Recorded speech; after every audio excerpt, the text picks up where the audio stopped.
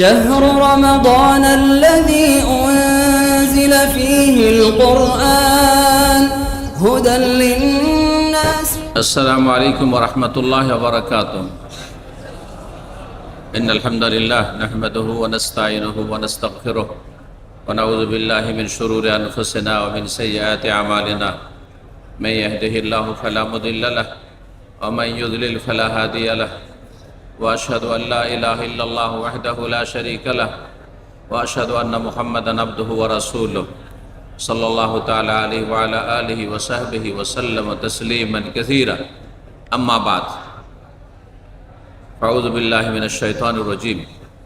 إن الذين يتلون كتاب الله وأقاموا الصلاة وآتوا الزكاة وأنفقوا مما رزقناهم وأقاموا الصلاة وأنفقوا مما رزقناهم سرا وعلانية ইয়ারজুনা তিজারাতান লান তাবুর।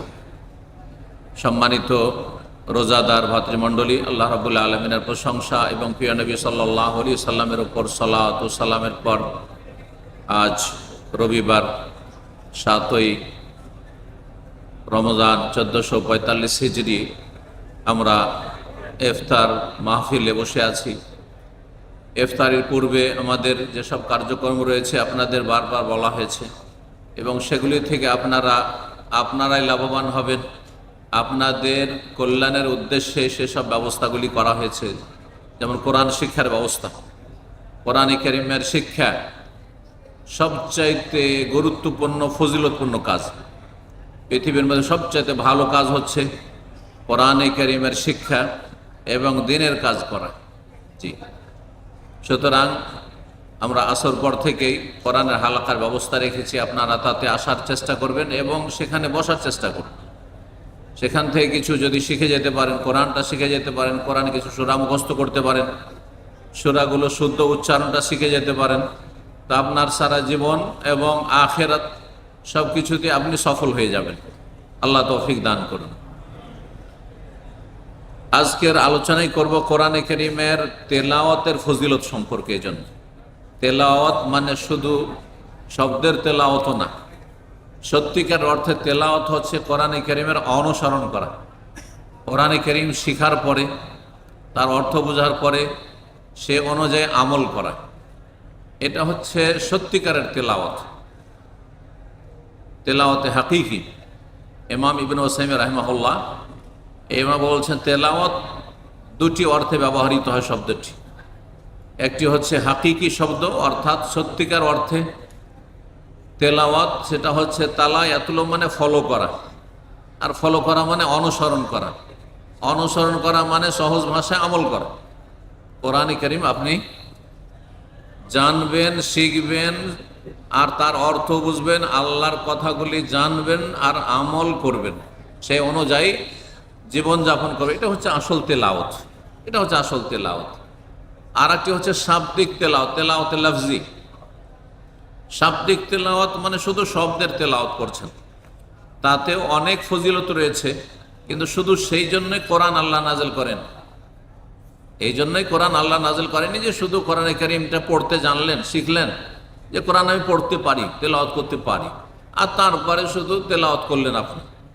কিছু সূরা মুখস্থ, ছোট সূরাগুলি নামাজের জন্য, যেমনটা মুসলিম সমাজে এই ধারণাটাই আছে যে কোরআন কিসের জন্য ছোট ছোট সূরাগুলো একটু মুখস্থ করব, নামাজে পড়ব, আর কোরআনে কারীমের তেলাওয়াত আর খতম করব, আর খতম করে নিজের নেকির চাইতে মরার চিন্তা বেশি, মরা লোকের চিন্তা বেশি আমাদের সমাজে।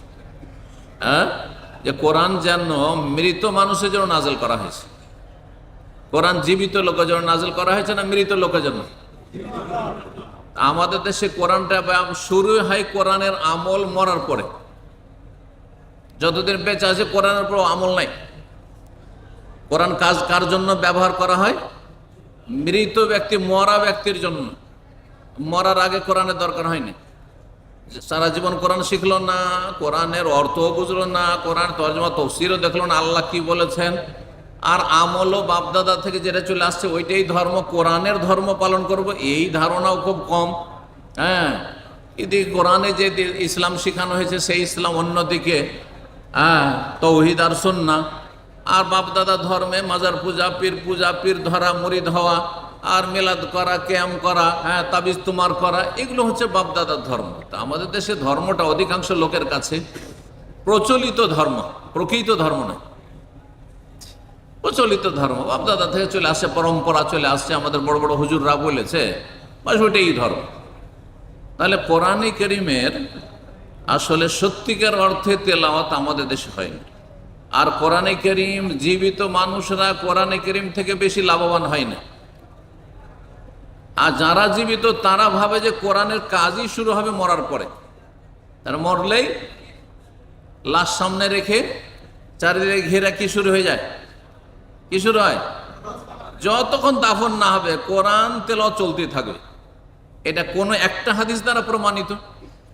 সারা পৃথিবীর সমস্ত আলেমদেরকে বলছি, আর বাংলা ভাষীদেরকে বিশেষভাবে বলছি, আলেমদেরকে বলছি, সাধারণ লোকদেরকে বলছি যে একটা হাদিস নিয়ে এসেছে দেখান যে রাসূলুল্লাহ সাল্লাল্লাহু আলাইহি ওয়াসাল্লামের ইন্তেকালের পরে তার সামনে কেউ কোরআন পড়েছে, একটা আয়াত পড়েছে। সাহাবীরা মারা গেছেন, খলিফা আবু বকর মারা গেছেন, ওমর মারা গেছেন, উসমান মারা গেছেন, আলী মারা গেছেন, তাদের লাশ মৃতদেহ রেখে তারপরে কোরআন তেলাওয়াত চলতে থেকেছে দাফন করা পর্যন্ত। একটি হাদিস দেখান, চ্যালেঞ্জ, যান যদি পারেন। সারা দুনিয়ার যারা এই বেদাতি কোরআন খানি করেন, কোরআন পাঠ করেন, মরা লোকের জন্য কোরআনকে খাস করে দিয়েছেন, তাদেরকে সময় দেওয়া হলো কিয়ামত পর্যন্ত। আমি চলে যাওয়ার পরও যদি দিতে পারেন, তাহলে যারা সহি আকিদার অনুসারী, সহি সুন্নাহর অনুসারী, যারা সত্যিকার ইসলামের কথা বলে, তাদের কাছে এসে বলবেন যে আমরা দলিল পেয়েছি, আপনারা এই আমল করেন, আমরা করব। বেঁচে থাকলে আমি আমল করব যদি দেখাইতে পারেন তা, কিন্তু কিয়ামত হয়ে যাবে, দেখাইতে পারবেন না। তারপরে এই ধর্মকর্ম করবেন, হ্যাঁ, যে মরা লাশের সামনে কোরআন তেলাওয়াত চলতে থাকবে। এটা একটা হইল। আর একটা শুনে, তারপরে মারা যাওয়ার পরে যত বড় বড় ধনী লোকেরা, পয়সার লোকেরা, এমনকি আজকাল পয়সা না থাকলেও, হ্যাঁ, কোন রকম করে খেটে খুঁটে ছেলে মেয়েকে ব্যাস দুনিয়ার শিক্ষায় শিক্ষিত করছে, তার জন্য এক একটা সাবজেক্টের টিউশন দেওয়ার জন্য এখানে বাংলাদেশ স্কুলে যেসব ছেলেরা পড়ে, মেয়েরা পড়ে, তাদের খবর নিয়ে দেখে, এক এক সাবজেক্টের টিউশনের জন্য 400-500 রিয়াল খরচ করছে। কিন্তু কোরআনের জন্য এই হাফেজগুলো যে বাড়ি বাড়ি পড়িয়ে বেড়ায়, তারা বলে এক সময় যে আমাদের বাংলা ভাষাভাষী যারা, তাদের ছেলের জন্য 100 টাকা দেওয়াটা তাদের জন্য অনেক বেশি। 100 টাকা দিতে হবে মাসে, 50 টাকা হবে না। আর এখন 100 থেকে 150-এর বেশি না। কোরআন শিখাবে ছেলে মেয়েকে 100 থেকে 150-এর বেশি না যারা পড়ায়। এত টাকা কোরআন শিক্ষার জন্য দিতে হবে, ফ্রি পাওয়া যাবে না? আমাদের ইসলামিক সেন্টার আছে, ফ্রি পাওয়া যাবে। এখানে ইফতার ক্যাম্পে ফ্রি পাওয়া যাবে। ইসলামিক সেন্টারে জুমার দিনে সকাল 9টা থেকে 10:30 ফ্রি পাওয়া যাবে। আসর 4টা থেকে শুরু করে 6টা পর্যন্ত ফ্রি পাওয়া যাবে, কোরআন শিক্ষা পাওয়া যাবে, 1 পয়সা লাগবে না। কোরআন শেখার জন্য কোনো পয়সা লাগে না, আর কোরআনের অর্থ বোঝার জন্য কোনো পয়সা লাগে না, আর কোরআনের তাফসীর শোনার জন্য পয়সা লাগে না, আর ওয়াজ শোনার জন্য কোনো পয়সা লাগে না। চলে আসবেন, সব ফ্রি। ক্লাস করার জন্য কোনো পয়সা লাগে না, সব ফ্রি। তারপরও শিখতে চান না, তাহলে চিন্তা করুন যে ইসলাম কতটা আপনাদের গরজ। ইসলাম গরজ নয়, জি, পেট গরজ, পয়সা হচ্ছে গরজ। এই পয়সা আর পেট যদি গরজ থাকে তো কিয়ামতে কোনোদিন নাজাত পাবেন না, মুক্তি পাবেন না। মরার পরে শুরু হলো বক্সানো। এখন বক্সানো শুরু হলো। এক সেই হাফেজ আর মোল্লা আছে, 3 পয়সায়, হ্যাঁ, 1 পেট ভাত পেলে বিক্রি হয়ে যায়, বগলে কোরআন করে বাড়ি বাড়ি ছুটলো, হ্যাঁ, যে আজকে অমুকের বাড়িতে কোরআন খানি ইসালে সওয়াব আছে, কুল খানি আছে, ফাতেহা খানি আছে, অমুক আছে, তমুক আছে, খতম। এই রমজান মাস আসছে, গ্রামে গ্রামে বেদাতি মোল্লা ঘুরে বেড়াচ্ছে, বেদাতি মোল্লা ঘুরে বেড়াচ্ছে বেদাতি এলাকায়। আমাদের গ্রামে অর্ধেকটা বেদাতি সমাজ আর অর্ধেকটা আহলুল হাদিস, আহলে হাদিস সমাজ। তো আহলে হাদিসরা এইসব কোরআন খানি, বক্সান, এসব বেদাতি কাজ করে না। আলহামদুলিল্লাহ সৌদি আরবের মতো আমল করে। বাংলাদেশে যান, ভারতে যান, পাকিস্তানে যান, যদি সহি আকিদার অনুসারী দেখতে হয় তাহলে আহলুল হাদিস সমাজে চলে যান, ওইসব শিরক বেদাত করে না, জি। তো নেই, কিন্তু বেদাতি মহল্লাগুলিতে ওই বেদাতি মোল্লা রমজান মাসে আসে আর ঘুরে বেড়ায়, মোল্লা মুন্সিগুলো। আসার পরে ডিলিং করে তোমার বাবার নামে খতম করে দেবো 500 টাকা, তোমার মায়ের নামে খতম করে দেবো 500 টাকা, তোমার কার নামে খতম করতে হবে 500 টাকা। এক বাড়ি থেকে, কারো বাড়ি থেকে 10 খতম, কারো বাড়ি থেকে 20 খতম, কারো বাড়ি থেকে 5 খতম, কারো বাড়ি থেকে 2 খতম। আর পয়সা, পয়সা ফেকো তামাশা দেখো, পয়সার কারবার। পয়সা কালেকশন করে ধরেন 100 খতমের নিয়ে গেল। কোনো ব্যক্তি পারবে 100 খতম? আমি এই কোরআনের জন্য ফ্রি, দাওয়াতি কাজের জন্য ফ্রি, তারপর গোটা রমজান মিলে সমস্ত কাজ চালিয়ে আমার পক্ষে সম্ভব যে আমি 50 খতম দিতে পারবো? 50 খতম দিলে ডেলি কত পড়তে হয় তাহলে? 30 দিন। আর 30 খতম দিলে প্রতিদিনে 1 খতম মানে 30 পারা পড়তে হয়। 1 পারা পড়তে 20 মিনিট কমপক্ষে লাগবে, কমপক্ষে 20 মিনিট লাগবে আমাকে, আপনাদেরকে তো আরো বেশি লাগে। তাহলে কত ঘন্টা লাগে চিন্তা করুন তো দেখি। তাহলে এই যে খতমের ব্যবসা, সেটা আপনার এইভাবে কালেকশন করে নিয়ে যাক যে তোমার বাবার নামে, মায়ের নামে, অমুকের নামে খতম করে দেব, অথবা বাড়িতে ডাকলেন আর ভালো ভালো খাবার খাওয়াইলেন একদিন, আর তারপরে 5 জন হাফেজ কারিকে ভাগ করে দিলেন 5 পারা 5 পারা 5 পারা 5 পারা 5 6 30, 6 জন। এই যে সিস্টেমগুলো চলছে, এগুলো মা আনজালাল্লাহ বিহা মিন সুলতান, আল্লাহ এইরকম ইসলাম নাজেল করেননি। ভালো করে শুনেন, এই জন্য আল্লাহ কোরআন নাজেল করেননি। ভালো করে শোনেন এবং অন্তরে নেওয়ার চেষ্টা করেন। যেই ইসলাম আল্লাহ নাজেল করেছেন সেই ইসলাম হচ্ছে যে আপনি নিজে কোরআন শিখবেন, যতই বড় আপনি ব্যক্তি হন না কেন, যতই পয়সাওয়ালা হন না কেন। রাষ্ট্রপতির ওপর কোরআন শিখা ফরজ, প্রধানমন্ত্রীর ওপর কোরআন শিখা ফরজ, যে কোনো মন্ত্রীর এমপির ওপর কোরআন শিখা ফরজ, যে কোনো অফিসারের উপর কোরআন শিখা ফরজ। মুসলিম হলে তার উপর কোরআন শিক্ষা ফরজ, কোরআন শিখতে হবে তাকে, কোরআনের অর্থ বুঝতে হবে। আল্লাহর কালাম, আল্লাহর বান্দার, আল্লাহর বিধান বুঝবে না, আদেশ নিষেধ বুঝবে না, এটা হইতে পারে? আপনার কোম্পানিতে কাজ করেন আর কোম্পানির পক্ষ থেকে নোটিশ বলে, নোটিশ লাগছে, বলছে আমি কোম্পানিতে কাজ করি 10 বছর ধরে, কিন্তু আমি এদের নোটিশ পড়িয়েছি এসব বুঝিয়েও না, আর জানারও চেষ্টা করি না কি লিখে না লিখে, কিছুই জানি না। এমন কোনো ব্যক্তি পাওয়া যাবে পৃথিবীতে? আছে? পাওয়া যাবে? চাকরি থাকবে? তার মানে কখন আপনার ছুটি হচ্ছে, ঈদের ছুটি হচ্ছে, কখন আবার আপনাকে ডিউটিতে জয়েন করতে হবে, সব কিছু তো সেই নোটিশে আছে। তা তো জানলেন না আপনি।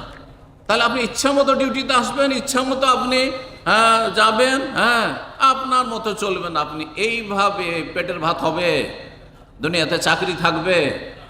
তাহলে আপনার ইসলাম কি করে টিকবে? আপনি কোরআন বুঝলেন না, কোরআন শিখলেন না, আল্লাহর বিধান জানলেন না, হালাল হারাম জানলেন না, জানার চেষ্টা করলেন না।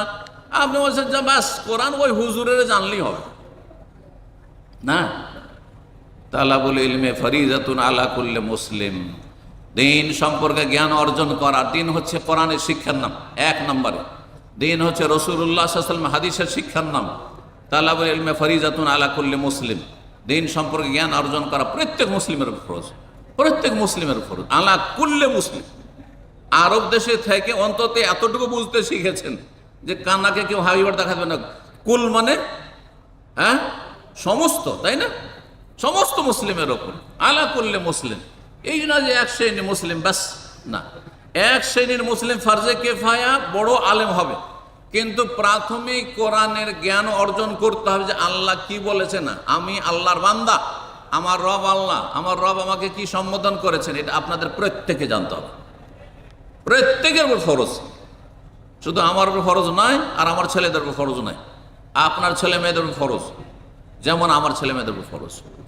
আল্লাহ সঠিক বুঝ দান করুন, আমল করার তৌফিক দান করুন। কোরআন মরার জন্য নাজেল করা হয়নি, কোরআন জীবিত ব্যক্তির জন্য নাজেল করা হয়েছে। দলিল শুনবেন? কোরআন কারীম থেকে দলিল শোনায়।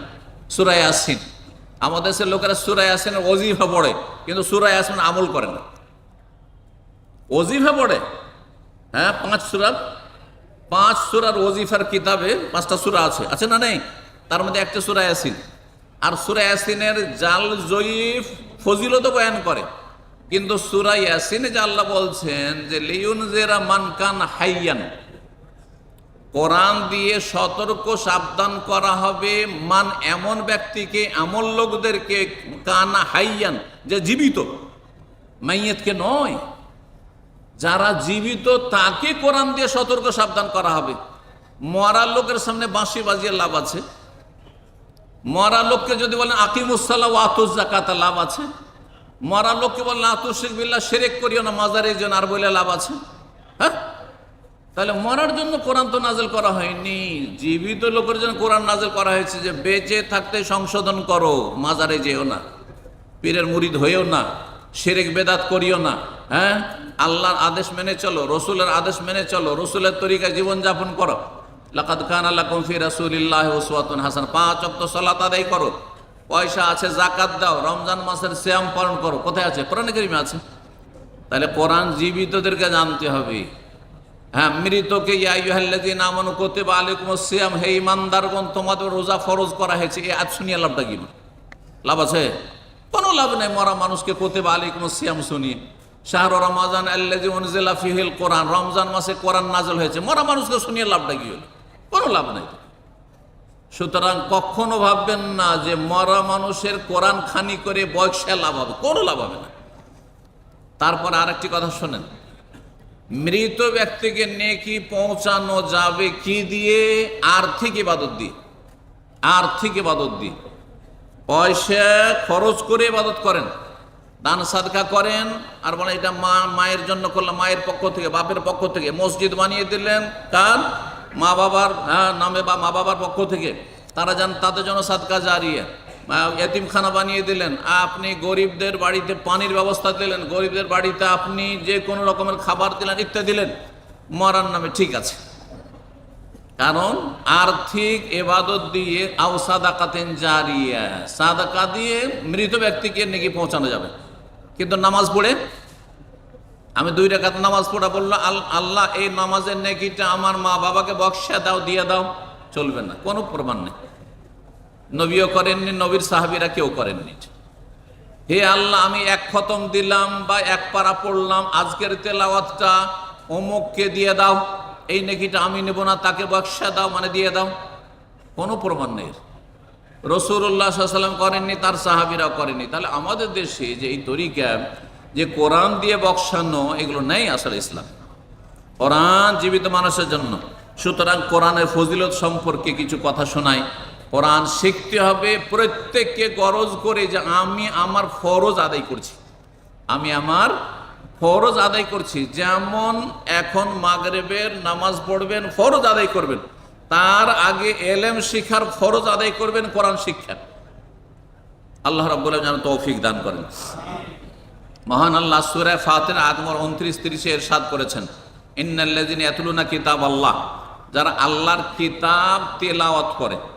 আর তেলাওয়াত সত্যিকার হচ্ছে আমল করা, আর আমল করলে তেলাওয়াত কোরআন সম্পর্কে তাহলে জানতে হবে, কোরআন আক্ষরিক জ্ঞান থাকতে হবে, কোরআনের তর্জমাটাও শোনার চেষ্টা করতে হবে বা পড়ার চেষ্টা করতে হবে, জানার চেষ্টা করতে হবে।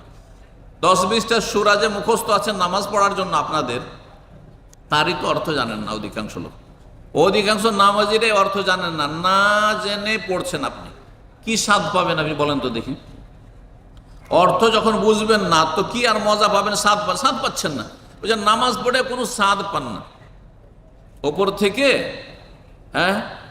নারিকেলে কামড় দেওয়ার মতো।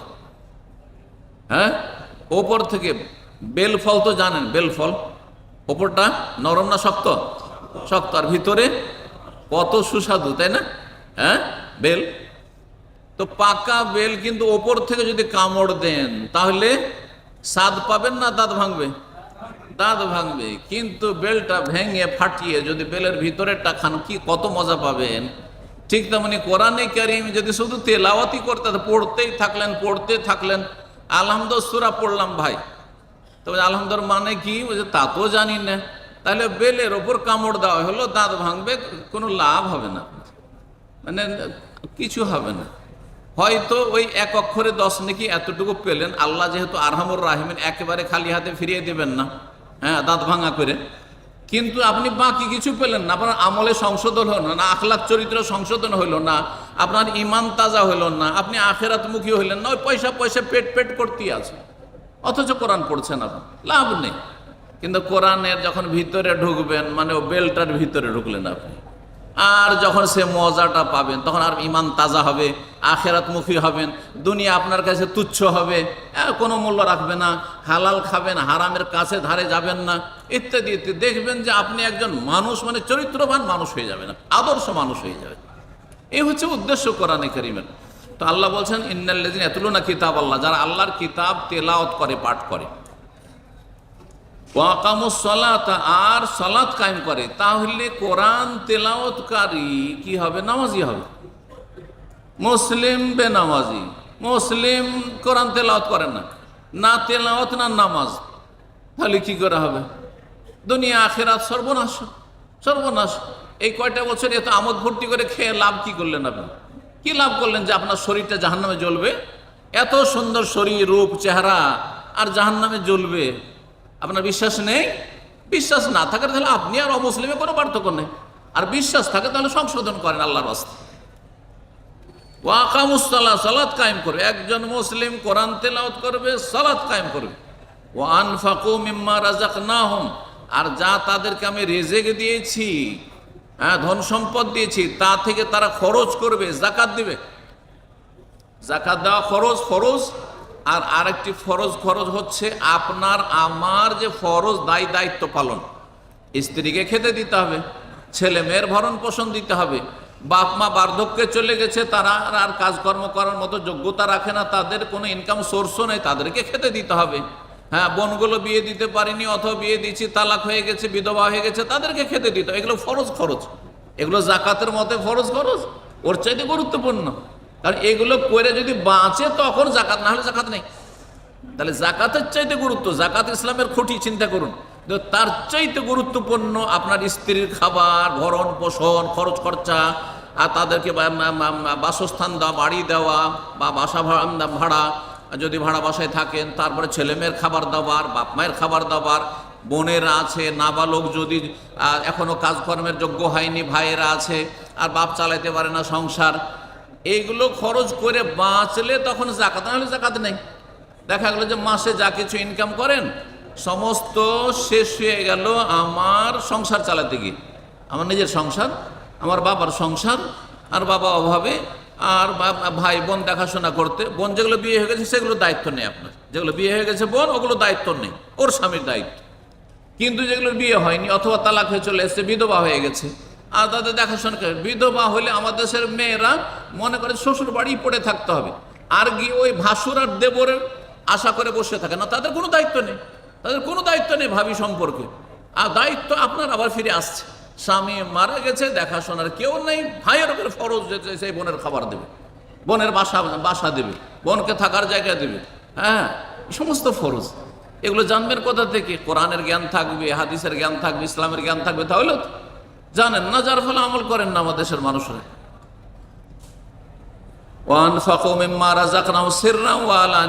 গোপনেও খরচ করবেন আর প্রয়োজনে প্রকাশ্যে খরচ করবেন। যেখানে প্রকাশ্যে খরচ করলে বেশি লাভ, প্রকাশ্যে মানুষকে জানি, আর যেখানে গোপনে দিলে যথেষ্ট, গোপনে দিলে বেশি নাকি। যেমন এর আগে আলোচনা করেছি গত দুদিন আগে। আল্লাহ বলছেন যারা এই কাজগুলি করে, আরজুনা তিজারাতান লান তাবুর, তারা আল্লাহর সাথে এমন ব্যবসা করে আশাবাদী যে ব্যবসায় কোনো লস নেই। আল্লাহর সাথে এমন ব্যবসা তারা করলো এবং এমন ব্যবসার আশাবাদী তারা, লান তাবুর, যাতে তাদের কোনো লস নেই, লাভ আর লাভ। দুনিয়ার ব্যবসাতে অধিকাংশ লোক কিন্তু লস খায়। কয়জন দাঁড়াইতে পারে, প্রতিষ্ঠিত হয় ব্যবসা করে? বহু লোক চেষ্টা করে ব্যবসা, আর তারপরে ঠান্ডা হয়ে যায়, অল্প কিছু লোক ওপরে উঠে গেল। জি, আর আজকাল এই সুদি সিস্টেমের কারণে, জুলম অত্যাচার শোষণের কারণে, হ্যাঁ, যা টাকাতে টাকা টেনে নিয়ে আসছে, হ্যাঁ, গরিব আরো গরিব হইতে আছে, আর সুদখোর বড় লোক হইতেই আছে, ইসলাম বিরোধী অর্থনীতির কারণে। তো যাই হোক, এই হচ্ছে কোরআনে কারীমের তেলাওয়াতের ফজিলত। কোরআনে কারীম যারা তেলাওয়াত করবে তাদের কোনো লস নেই, লাভ আল্লাহ। নবী সাল্লাল্লাহু আলাইহি ওয়াসাল্লামের দিয়ে একটি হাদিস শোনাই কোরআনে কারীমের তেলাওয়াতের ফজিলত সম্পর্কে। খায়রুকুম মান তাআল্লামাল কোরআন ওয়া আল্লামাহ, সহিহ মুসলিমের হাদিস। নবী সাল্লাল্লাহু আলাইহি ওয়াসাল্লাম, তোমাদের মধ্যে সবচাইতে ভালো মানুষ ওই সব লোকেরা যারা কোরআনে কারীম শিখে এবং শিখায়। কোরআনে কারীমের ওস্তাদ শিখাচ্ছেন আপনি, কারি, হাফেজ, আলেম, আর না হলে আপনি শিখছেন, ছাত্র শিখছেন যে কোনো জায়গায়। জরুরি নয় যে মাদ্রাসার বয়সে, মাদ্রাসার বয়স আপনাদের শেষ হয়ে গেছে, কেন বড় হয়ে শেখা যাবে না? সাহাবীরা যারা মুসলমান হয়েছেন তাদের মধ্যে নাবালক কেউ ছিল? সবাই তো সাবালকে ইসলাম গ্রহণ করেছে, আর সবাই বড় বড় আলেম আর জ্ঞানী সাহাবীরা হয়েছে। আবু বকর, ওমর, ওসমান, আলী শুধু মোটামুটি, তাও মোটামুটি সাবালক, হ্যাঁ যদিও বালক কিন্তু সাবালক হয়ে গেছে। আর বাকি সব তো এরা তো প্রবীণ মানুষ, বয়স্ক মানুষ, ইসলাম গ্রহণ করে দিন সম্পর্কে, কোরআন সম্পর্কে আর অর্জন করেছে। সুতরাং আপনার যেই বয়সে উপনীত হয়েছেন সেই বয়সে আপনাদের কোরআন শিখতে হবে। প্রবাসে আছেন, এখানেই আপনাকে চেষ্টা করতে হবে, আর শেখার সুযোগ আছে। যারা কোরআন শিখে এবং শিখায় তারা সবচাইতে ভালো মানুষ, তারা সবচাইতে ভালো মানুষ। নবী সাল্লাল্লাহু আলাইহি ওয়াসাল্লাম হাদিস। আর সহিহ বুখারী মুসলিমের আরেকটি হাদিস শোনাই, নবী সাল্লাল্লাহু আলাইহি ওয়াসাল্লাম বলছেন, আল মাহিরু বিল কোরআন, কোরআনের যারা পণ্ডিত, বিজ্ঞ, কোরআনে কারীম শুদ্ধ তেলাওয়াত করতে পারে আর কোরআনে কারীম মুখস্থ রাখে, কোরআনে কারীমের অর্থ বুঝে, আলেম, মাশাআল্লাহ, যারা কোরআনের মাহের মানে যারা বিজ্ঞ, মা সাফারাতিল কিরামিল বারারা, তারা সম্মানিত নেক সৎ ফেরেশতাদের সাথে জান্নাতে অবস্থান করবে। তাদের হাসর হবে কাদের সাথে? ফেরেশতা, মালায়েকা, জিবরাইল, মিকাইল, ইসরাফিল, তাদের সাথে। জি, মা সাফারাতিল কিরামিল বারারা। ওয়াল্লাযী ইয়াকরাউল কোরআন, আর আরেক শ্রেণীর মানুষ কোরআন তেলাওয়াত করে কিন্তু তার পণ্ডিত না, বিজ্ঞ না, কোরআন অর্থ অত বেশি বুঝে না, মনেও রাখতে পারে না, আর সেই বয়সও নেই হয়তো, কিন্তু চেষ্টা করে। ওয়াল্লাযী ইয়াকরাউল কোরআন, কোরআন পড়ে, ওয়ায়াতাতাউ ফীহি, কিন্তু কোরআন পড়তে গিয়ে কষ্ট লাগে, শুদ্ধ উচ্চারণ হয় না, হ্যাঁ, জিম আর জায়ে পার্থক্য করতে পারেন না, জাল আর জয়ে পার্থক্য করতে পারেন না, হ্যাঁ, সদ আর শিনে পার্থক্য করতে পারে না, ইত্যাদি ইত্যাদি পার্থক্য করতে পারে না, কিন্তু চেষ্টা করে যাচ্ছে, শুদ্ধ তেলাওয়াতের চেষ্টা করছে কিন্তু পারে না। ওয়ায়াতাতাউ, কষ্ট করে উচ্চারণ করে, ওয়াহু আলী শাক্কুন, তাকে তেলাওয়াত করতে কষ্ট লাগে, কষ্ট লাগলেও কোরআন তেলাওয়াত করেন। এই হাদিসের আলোকে যদি এইভাবে আপনি চেষ্টাকে অব্যাহত রাখেন, রাসূলুল্লাহ সাল্লাল্লাহু আলাইহি ওয়াসাল্লাম বলছেন, ফালাহু আজরান, এসে ডবল নেকি পাবে। সুবহানাল্লাহ, ডবল নেকি। এই হাদিসের ভাষ্যকার কোন বলছেন ডবল নেকি কিসের? ও তো কষ্ট করে কোন রকম করে পড়ছে ভুলভাল করে, তারপরে ডবল নেকি মানে? ডবল নেকি মানে একটা হচ্ছে তেলাওয়াতের নেকি, আর একটি হচ্ছে কষ্ট করার নেকি, চেষ্টা যে চালাচ্ছে তার নেকি, এই ডবল নেকি। তার মানে এই নয় যে এ ডবল নেকি পেল আর যেই ব্যক্তি কোরআনের বিজ্ঞ সেই ব্যক্তি তার সাথে কম পেল নাকি, সে আরো বেশি, ওই জন্য ফেরেশতাদের সাথে থাকবে, সে বহু গুণ পেয়েছে সেই জন্য ফেরেশতাদের সাথে অবস্থান করবে। কিন্তু সর্বনিম্ন মিনিমাম যারা কোরআন কষ্ট করেও পড়ছেন কিন্তু ছাড়েন না, না ছোড় বান্দা, কোরআন তেলাওয়াতের চেষ্টা করে যাচ্ছেন, আপনি দ্বিগুণ নেকি পাবেন, ডবল নেকি পাবেন। আল্লাহ রাব্বুল আলামিন যেন আমল করার তৌফিক দান করেন। কোরআনে কারীমের ফজিলত সম্পর্কে আরেকটি হাদিস শোনাই, যেটি তিরমিজিতে রয়েছে এবং হাদিসটি সহিহ। আব্দুল্লাহ ইবনে মাসউদ রাদিয়াল্লাহু তাআলা আনহু থেকে বর্ণিত, তিনি বলছেন, মান কারা হারফান মিন কিতাবিল্লাহ, যেই ব্যক্তি কোরআনে কারীমের একটা অক্ষর পড়ল, একটা অক্ষর তার কোরআনে পড়া যায় না, কিন্তু এক অক্ষরে এতটা নেকি, এটা হচ্ছে উদ্দেশ্য। যেই ব্যক্তি কোরআনে একটা অক্ষর পড়ল, ফালাহু বিহি হাসানা, তার বিনিময়ে সে এক নেকি পাবে, একটা অক্ষর পড়লে এক নেকি দিয়ে শুরু হইল। এটা আপনার কি বীজ, যেমন জমিতে চাষাবাদ করলে একটা বীজ দিয়ে শুরু হয়, একটা বীজ, তারপরে একটা অঙ্কুর গজাবে, আর তারপরে তখন সেখানে একটা থোড় হবে, আর তারপর কয়েকটা শীষ হবে, ধীরে ধীরে বাড়বে, আর এক এক শীষে অনেকগুলি দানা হবে। ঠিক ওই রকমই বলছেন রাসূলুল্লাহ সাল্লাল্লাহু আলাইহি ওয়াসাল্লাম যে এক নেকি প্রথম হইল, ওয়াল হাসানাতু বিআশরি আমসালিহা, আর নেকিকে আল্লাহ কমপক্ষে 10 গুণ করে দেন। কত করেন? 1 এ 10 হয়ে গেল, তাহলে এক অক্ষরে কত পেলেন? 10 নেকি। এটা কোরআনে কারীমের ক্ষেত্রে বলা হয়েছে, দান সাদাকার ক্ষেত্রে আরো বেশি বলা হয়েছে, যেমন বলেছি। তো এখানে আপনি 10টি নেকি পেলেন। তারপরে বলছে রাসূলুল্লাহ সাল্লাল্লাহু আলাইহি ওয়াসাল্লাম, কেউ ভাবতে পারে যে আলিফ লাম মিম এটা একটা অক্ষর হলো, জালিকা আর একটা অক্ষর হলো, আল কিতাবু আর একটি অক্ষর হলো, লা রাইবা ফি আর একটি অক্ষর হলো, হুদান আর একটি অর্থ, মুত্তাকিন আর একটি কি বলছে আর একটি অক্ষর হলো, তাই না? এরকম না, বলছেন লা আকুলু আলিফ লাম মিম হারফুন, আমি বলছি না যে আলিফ লাম মিম মানে একটা অক্ষর হলো, পরে একটা শব্দ হলো। এটা অক্ষর না, এটা কি শব্দ, কালিমা। কালিমা মানে অর্ড, শব্দ। একটা শব্দে কয়েকটি অক্ষর থাকে। আলিফ বাল আলিফুন হারফুন, লামুন হারফুন ও মিমুন হারফুন। আলিফ একটি হরফ, একটি অক্ষর, আর লাম আর একটি অক্ষর, আর মিম আর একটি অক্ষর। তাহলে যেই ব্যক্তি সূরা বাকারার কি পড়লো আলিফ লাম মিম, সে কতটি নেকি পেল? 30 নেকি, 3 10 30 নেকি পেল। আর একটা দিয়ে বোঝায়, এটা তো হাদিসে আসলো, কিন্তু এই হিসাবে বোঝায় আলহামদ পড়লেন, আলহামদ কয়টি নেকি হলো? একটা। 10টা নেকি হলো। আলহামদ, আলিফ আছে, লাম আছে, হা আছে, মিম আছে, দাল আছে, আলহামদ কয়টি হলো? 5টি অক্ষরে কত নেকি হলো? 50 নেকি হলো। লিল্লাহে, লাম লাম লাম লিল্লাহে, আলিফ তারপরে হা, এতেও 5টা, তাহলে আরো 50। আলহামদুলিল্লাহ মানে 100টা নেকি হয়ে গেল। কোনদিন চিন্তা করেছেন এইভাবে ভেঙে ভেঙে? আলহামদুলিল্লাহ, কত আমরা আলহামদুলিল্লাহ বলছি, কিন্তু এলেম না থাকার কারণে নিয়ত নেই। আলহামদুলিল্লাহ 100 নেকি হয়ে গেল। রব্বিল আলামিন, রবে 3টা অক্ষর, রা বা বা, ডবল বা আছে আর রা, তাহলে এতে 30 হয়ে গেল। আল আলামিন, আলিফ লাম আইন, আলিফ লাম মিম ইয়া নুন, 8টা, তাহলে কত হলো? 80 হয়ে গেল। কত হয়ে গেল তাহলে? জি, এখানে 80 আর 30, কত হয়ে গেছে? 210 হয়ে গেছে মনে হয়। চিন্তা, আলহামদুলিল্লাহ রাব্বিল আলামিন 210 নেকি হয়ে গেল। কত নেকি তাহলে হচ্ছে একজন কোরআন তেলাওয়াতকারীর। এটা প্রাথমিক অবস্থায় শুধু তেলাওয়াতই যদি এত নেকি হয়, তাহলে আমি যে অর্থ বুঝলাম ওতে কত নেকি, সহি শুদ্ধ পড়ছি ওর জন্য কত নেকি, তারপরে কোরআনে কারীমের আমল করছি তাতে কত নেকি, কোরআনে কারীমের দিকে যদি মানুষকে দাওয়াত দিয়ে আহ্বান করি যে তোমরাও কোরআনের উপরে আমল করো, তাহলে তাতে কত নেকি। চিন্তা করুন তো দেখি।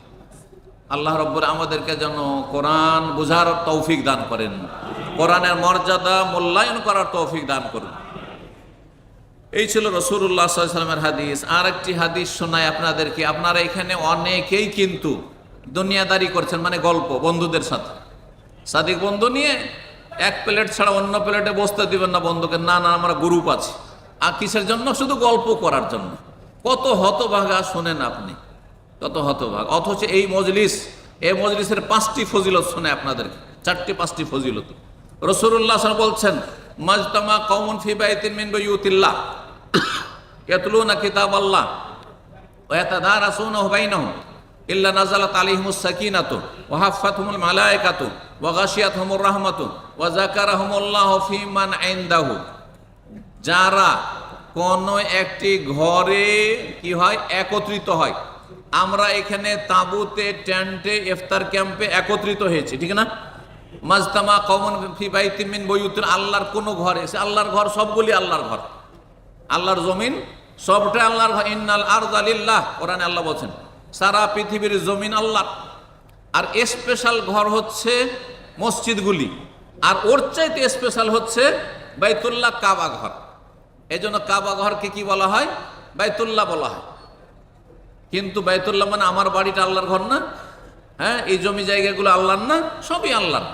আমার খাস একটা হচ্ছে স্পেশাল, আর একটা হচ্ছে সাধারণ। জি, তো যে কোনো জায়গায় যদি একদল মুসলিম একত্রিত হয়ে যায়, কিসের জন্য? ইয়াতলুনা কিতাব আল্লাহ, আল্লাহর কিতাব তেলাওয়াত করার জন্য, কোরআন পড়ার জন্য, পড়াইবার জন্য, বা কোরআনের শিক্ষা দেওয়ার জন্য, কোরআনের আলোচনা করার জন্য, ওয়াজ শোনাবার জন্য। এই যে আলোচনা শোনাচ্ছি, এর জন্য জমা হয়েছে। কিছুক্ষণের জন্য যে জমা হয়েছে, সেটা কোরআন শিখার জন্য হোক, কোরআনের অর্থ শিখার জন্য হোক, কোরআনে তাফসীর শোনার জন্য হোক, ইসলামিক লেকচার আলোচনার জন্য হোক। ইয়াতলুনা কিতাব আল্লাহ ওয়া ইয়াতাদারাসুনা বাইনাহুম, এবং একদল আর এক দলকে শিক্ষা দেয়, পড়ায়। কেউ পড়াচ্ছে আর কেউ পড়ছে, কেউ শুনছে, কেউ শোনাচ্ছে। কেউ আলোচনা করছে, কি আলোচনা থেকে লাভবান হচ্ছে শুনে। একজন আর একজনকে পঠন পাঠন করে। এই দুটা কাজ করলেন আপনি, কোরআন তেলাওয়াত করলেন আর তার সাথে কোরআন পড়ে কোরআনের কথা মানুষকে বুঝাইলেন। যদি এইটা চলতে থাকে, কিছু ছাত্র কিছু শিক্ষক, তাহলে ফজিলত শুনেন, ইল্লা হাফাতহুমুল মালায়েকা, চারিদিক থেকে অসংখ্য রহমতের ফেরেশতা ঢেকে নেবেন। আপনাদেরকে রহমতের ফেরেশতা ঢেকে আছেন, এতে কোনো সন্দেহ নেই। ইনশাআল্লাহ বলার কোনো প্রয়োজন নেই। মানে ইনশাআল্লাহ কেউ সন্দেহ বলে তাহলে সেই ব্যক্তি অন্যায় করে, ভুল করবে। নিঃসন্দেহে রাসূলুল্লাহ সাল্লাল্লাহু আলাইহি ওয়াসাল্লামের কথা যে অসংখ্য ফেরেশতা রহমতের ঢেকে নেই তাদেরকে। রহমতের ফেরেশতা কেন ঢাকে? আল্লাহর রহমত এখানে বর্ষিত হয় সেই জন্য। আল্লাহর রহমতের জায়গায়, আল্লাহ রাব্বুল আলামিনের পক্ষ থেকে বরকতের জায়গায় এই জায়গাটি, জি, যেখানে দিনের কথা আলোচনা হবে। হাফাতুল মালায়েকা ওয়া গাশিয়াতুমুর রাহম, আল্লাহর পক্ষ থেকে রহমত তাদেরকে আসমান পর্যন্ত ঢেকে নেই। রহমতে ঢেকে নেই তাদেরকে, আল্লাহর রহমত। এখানে আল্লাহর আযাব নয়, আল্লাহর রহমত ঢেকে নেই। জি, আর কি ওয়া নাযালাত আলাইহিমুস সাকিনা, তাদের উপর শান্তি নেমে আসে। কি নেমে আসে? শান্তি নেমে আসে। এই জন্য দিনের কথা শুনলেই কি আসে? ঘুম আসে। ঘুম না আসে তো কোরআন তেলাওয়াত করতে লাগবেন, ঘুম চলে আসবে। ঘুম না আসে কোরআনের তরজমা তাফসীর পড়তে লাগবেন। ওয়াজের মাহফিলে দিনের আলোচনা শুনতে বসে যাবেন, ঘুম চলে আসবে। আর গান শুনলে সারা রাত গান শুনে ঘুম আসবে না। কারণ অশান্তি, কলব অশান্তি ফিল করছে, যার ফলে এই অশান্তি নিয়ে কলবকে ঘুম আসছে না। বুঝতে পারছেন? পাপের জায়গায়, পাপ কোন জায়গায় নাচ গান হচ্ছে, কখনো ঘুম আসবে না। কারণ সেখানে এক তো শয়তানের দাপট চলছে, সেখানে অশান্তি কাজ করছে। আমার শরীরের ভিতরে যে কি আছে, রূহ আছে, রূহের আহার পাই না। আহার না পাওয়ার কারণে রূহটা ছটপট করছে, আত্মা ছটপট করছে, অশান্তি, যার ফলে ঘুম আসে না। কোরআন ধরলে সাথে সাথে ঘুম চলে আসে, কোরআন হাত থেকে ছুটে যাচ্ছে মনে হচ্ছে। আজকেরই কথা বলছি, খুব ক্লান্তিতে কোরআন পড়ার চেষ্টা করছি মোবাইল নিয়ে, কয়েকবার মনে হচ্ছে যে চোখ বন্ধ হয়ে মোবাইল হাত থেকে ছুটে পড়ে যাবে। জি, কেন? এই যে শান্তি, কোরআন তেলাওয়াতে যে শান্তি আছে, সেই শান্তির কারণে ঘুম চেপে চলে আসছে, তন্দ্রা চলে আসছে। তো তিনটি ফজিলত হইল, শান্তি ঢেকে নেই, শান্তি আর শান্তি। দেখেন, অশান্তি আছে, দিনের কথা শুনেন, আল্লাহর কথা শুনেন, রসুলের কথা শুনেন, দেখবে যে শান্তি হবে, মনে শান্তি আসবে। আল্লাহ বিযিকরিল্লাহ তাতমাইন্নুল কুলুব, আল্লাহর স্মরণে মনে শান্তি আসে। 4 নম্বর কি? ওয়া যাকারাহুমুল্লাহ ফিমান ইনদাহু, আর আল্লাহর কাছে আরশ আজমের চারপাশে যে অসংখ্য আল্লাহর সান্নিধ্য প্রাপ্ত নৈকট্য অর্জনকারী ফেরেশতা রয়েছেন, যারা একবার নিকটবর্তী ফেরেশতা, সিনিয়র ফেরেশতা, তাদের সামনে আল্লাহ তাদেরকে নিয়ে আলোচনা করেন, সুনাম করেন যে দেখো তো এরা কোরআন পড়ছে, এরা কোরআন শিক্ষা দিচ্ছে, কোরআন শিখছে, এরা দিনের কথা বলছে, দিনের কথা শুনছে। এই বলে আল্লাহ রাব্বুল আলামিন স্বয়ং তাদের কথা আলাপ আলোচনা করেন।